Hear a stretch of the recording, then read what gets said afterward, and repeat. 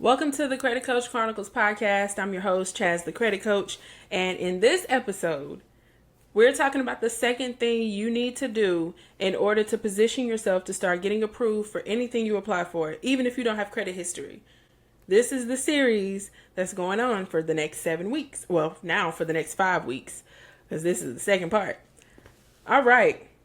What I'm trying to find out is, are you a gold digger? Are you a hole digger? Because it's important to know what you're working towards. If you just building credit, what are you working towards? Are you working towards buying a house? Are you building your score to buy a car? Are you building your score to do both? Are you building your score because you don't want to pay a deposit when you go to buy a brand new phone? Are you building it because whatever other reason it is you're building it for? Like, what goals do you have? What's your objective? And I think this is well looked over as well, because I know we kind of think about, one day I'm gonna buy a car, buy a house, but we don't necessarily think about what it takes to get there. So in this episode, I'm gonna kind of lay it out how easy it is to set some goals so that we know what we're working towards, okay? When I first started building credit, I wasn't an authorized user.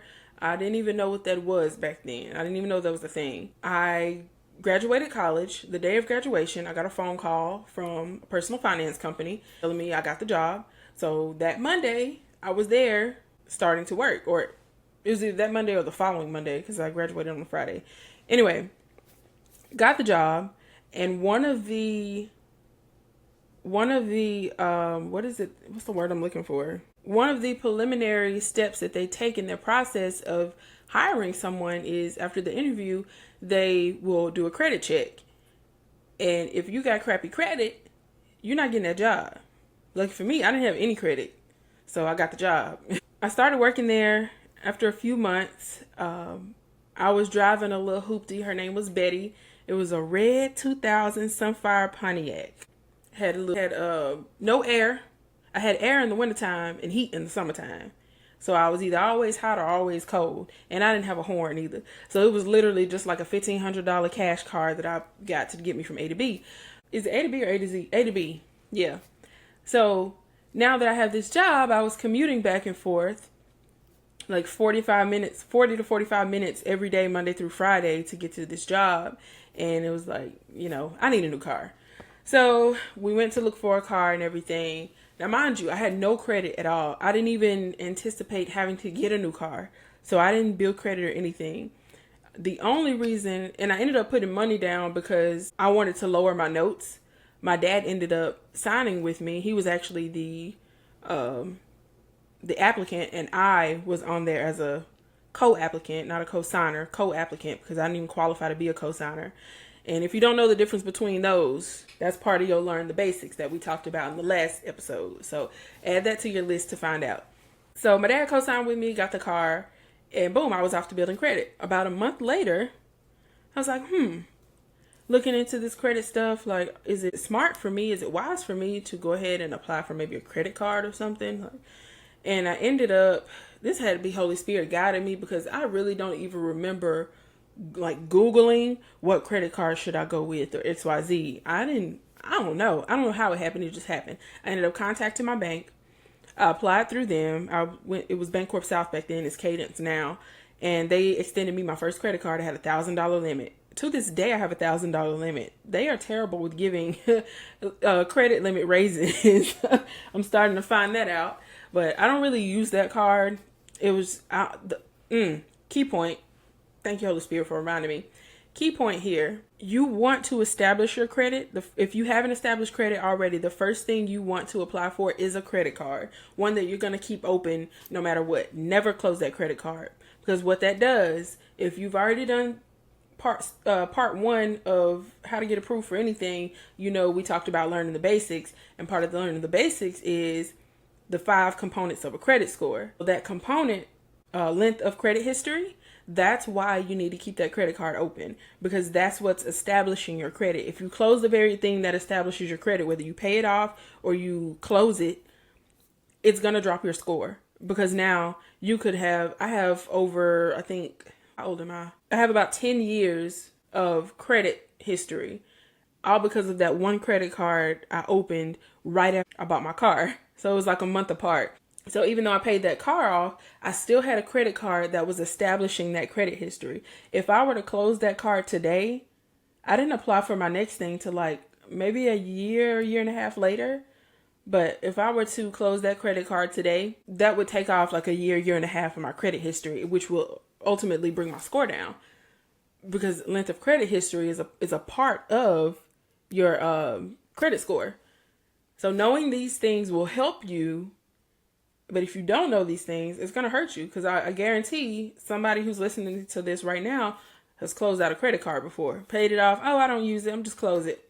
You just hurt yourself. Just keep it open. That makes it, all that is showing you that you have a bigger credit limit. Like overall, not just for that card. But if you have like 3 different credit cards with one has $1,000, one has $2,000, one has $5,000. That's $8,000 worth of credit limit. Or for your whole profile. So even if you do close that one credit card, let's say it was the $5,000 one. Now you only have $3,000 left of your credit limit. I'm not left, but a $3,000 credit limit overall. That affects your utilization as well. It's like you see what I'm saying? Like it just keeps, one thing affects another. So you need to know about this so that you're not dooming yourself. You're not digging a hole. Dig for goals, don't dig for holes. Obviously, nobody wants to dig a hole, but you're doing that by default if you don't educate yourself and then set goals. So, setting goals. It don't have to be difficult. It can be very simple. So you already learned the basics. That was part 1. Part 2, we're going to set some goals.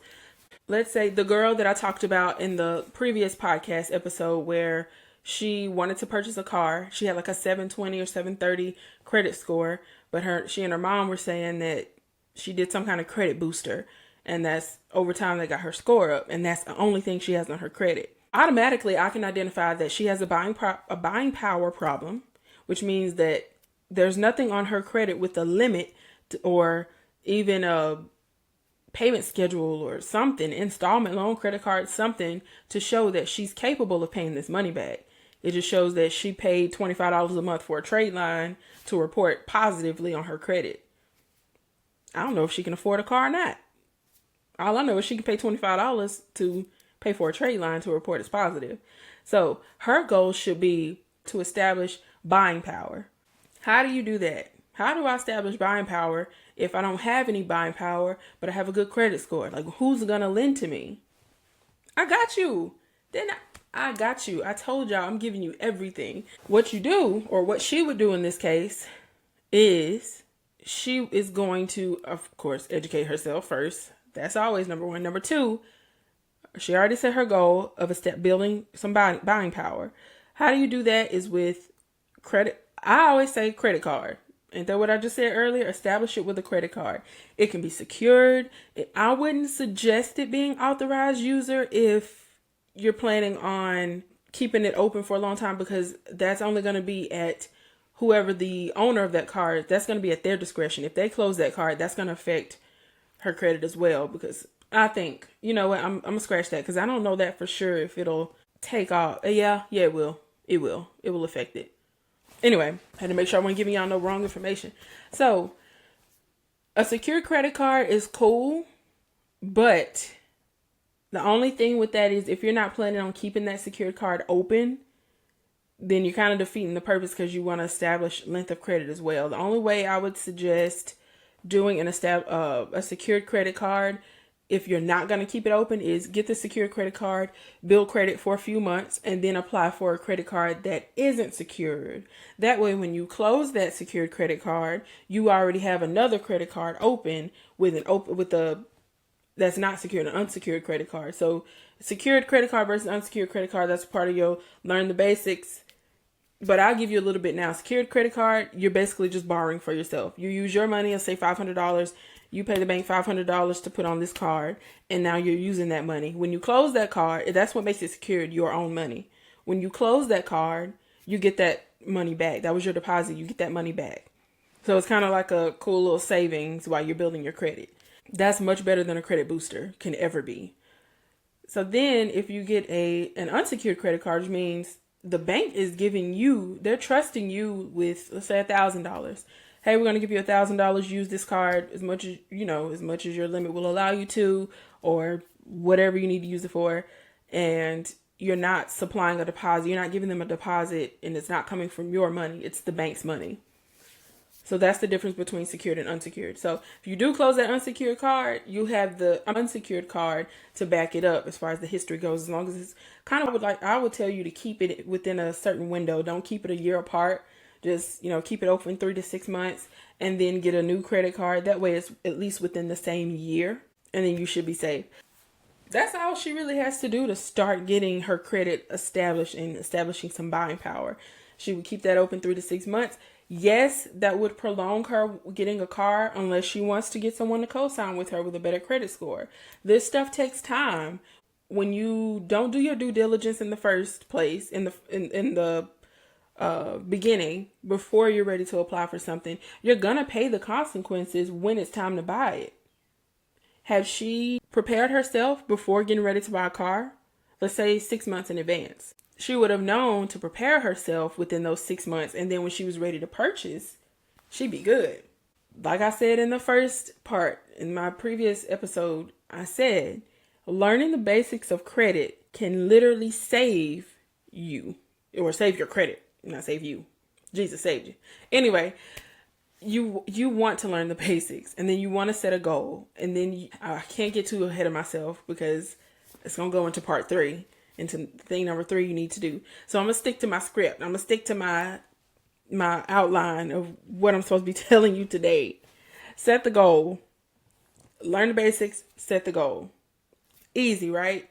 I'm simplifying building credit for you right now. Again, if you can't wait 7 weeks to hear, all 7 points of how to start getting approved, how to position yourself to get approved for anything you apply for, even if you don't have credit history, there are 3 things I need you to get. If you haven't gotten the first thing already, which was part of the Learn the Basics podcast episode that I was telling you, I have a credit basics cheat sheet. You go to chazthecreditcoach.com and you'll find all of these links. But the credit basics cheat sheet will give you the basics of credit that you need to know. You don't even have to Google it. You don't have to chat GPT it. I'm giving you what you need, and it's free. Second thing is the credit assessment quiz. That's free as well. You can find that on the website as well too. Or if you follow me on Instagram, my link is in the link is in my bio. And that credit assessment is 7 questions, and it basically asks you questions about your credit history and your knowledge of credit. And then even at the end, I'm able to assess what you put in there, and it tells you exactly what your it pinpoints what's holding your credit score back. And then it tells you your next steps of what to do. That's that. chazthecreditcoach.com. Grab your freebies. And if the freebies aren't enough for you, I can't talk today. I also offer a credit score accelerator program where I teach you within 4 weeks. I can really teach you sooner than that, but I want to take my time to make sure you get it. 4 weeks, once a week, we meet virtually. And I literally help you build your credit and improve your credit score and your credit profile. We set some goals. We analyze, I do a credit analysis to see what's holding you back. I'm helping you prepare to get approved for anything you apply for.